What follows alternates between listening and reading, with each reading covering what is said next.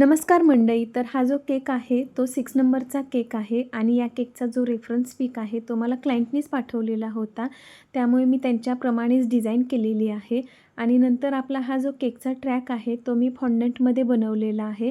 कारण क्रीममध्ये same texture आलं नसतं, त्यामुळे मी फॉन्डंटमध्येच हा बनवून घेतलेला आहे.